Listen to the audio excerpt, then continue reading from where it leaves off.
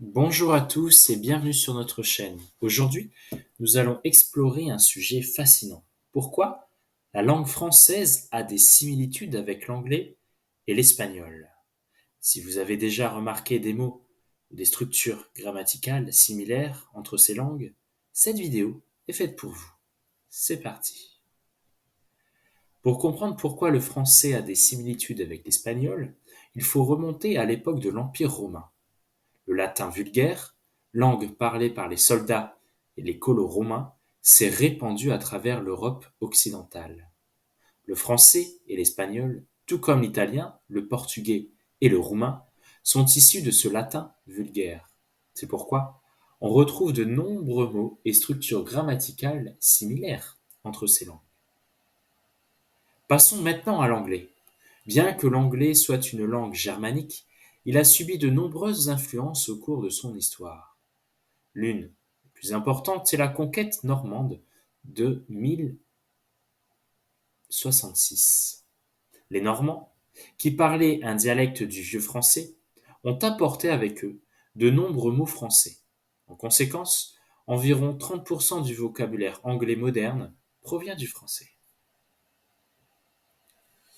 Les emprunts lexicaux sont un autre facteur expliquant les similitudes entre le français, l'anglais et l'espagnol.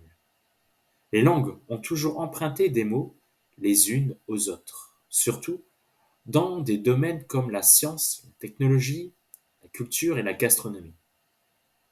Par exemple, les mots restaurant sont presque identiques. En plus du vocabulaire, certaines structures grammaticales sont similaires entre ces langues. Par exemple, les articles définis et indéfinis, le, la, un, une en français, the, a en anglais, elle, la, un, una en espagnol, montrent des parallèles intéressants. De même, les conjugaisons verbales peuvent parfois suivre des schémas similaires, bien que chaque langue ait ses propres règles spécifiques. La culture et l'histoire ont également joué un rôle dans ces similitudes. Les échanges culturels, les alliances politiques et les conquêtes ont favorisé les influences mutuelles entre ces langues.